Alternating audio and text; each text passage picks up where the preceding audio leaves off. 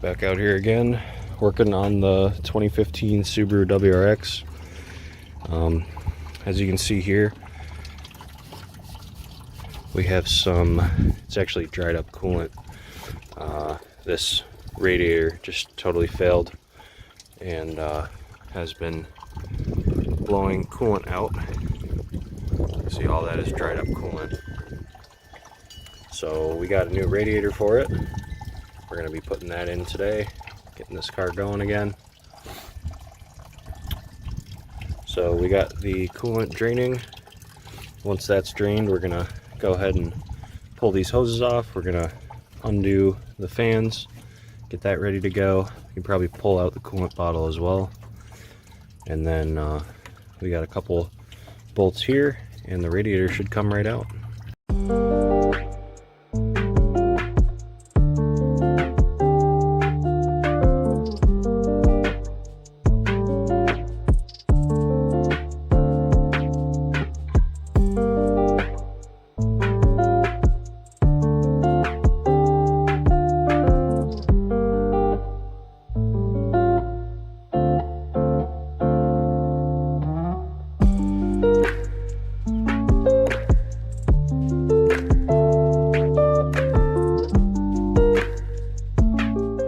Waiting for the coolant to finish draining, I went ahead and popped off the serpentine belt. We're actually missing a bolt for the AC. That one there, and that one down there, that bolt is actually too long. So I got the right bolt from Subaru. We're going to go ahead and pull out that old one. We're going to put that bolt in the back corner there, and we're going to put our new bolt where it belongs on the other sides.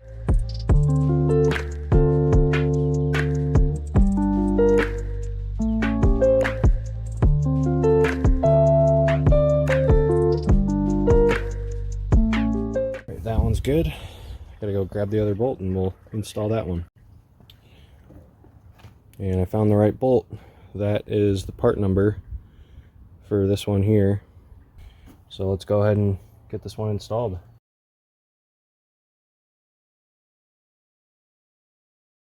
Got that other bolt installed. Now we're going to go ahead and hit our tensioner. Make sure we go the right way here. Yep.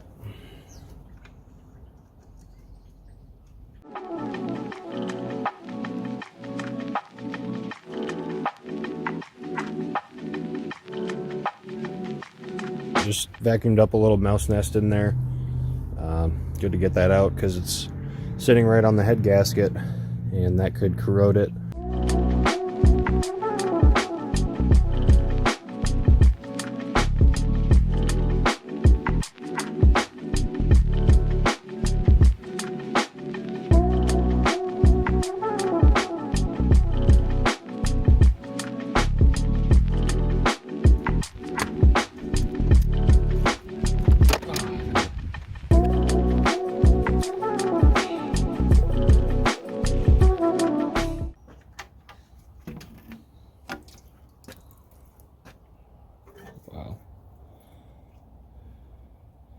Yeah, that's seen better days.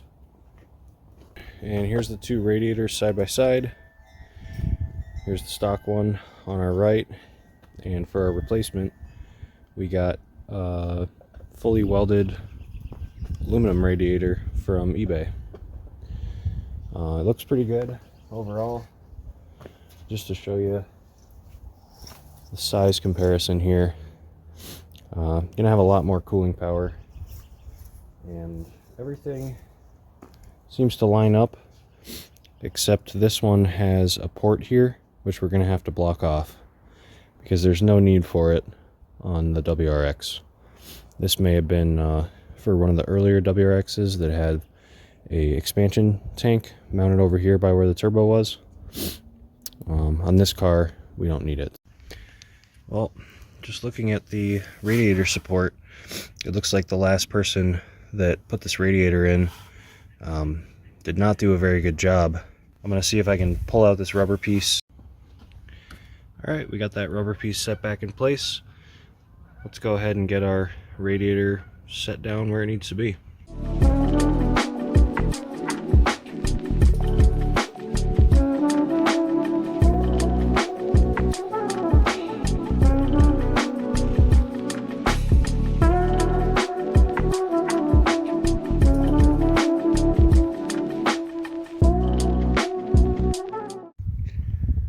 Alright, the new radiator is in. The fans took a little bit of finagling to get them to seat into place. Actually, on both sides, I had to pop off one of the tabs on the bottom that hold it in. The radiator was slightly welded out of place, and I didn't want to try to bend the radiator to make it fit, so I just trimmed off a little bit of plastic. That's all good now. Got the upper radiator hose attached, as well as the lower hose. Got the coolant overflow on there. Trimmed a little bit off of this hose so that it would have a nice tight seal.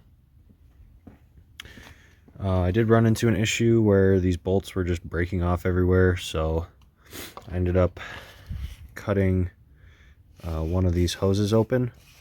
Just a spare hose I had laying around to protect against the sharp metal there, and then I just zip tied it for now. Kind of using this to block it off.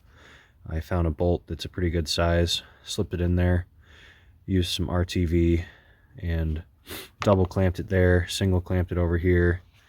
I don't think that's going anywhere, and it shouldn't leak at all. Alright, here we are like a week later. Everything is dried up nicely. The new radiator is working well. We have no leaks, which is awesome.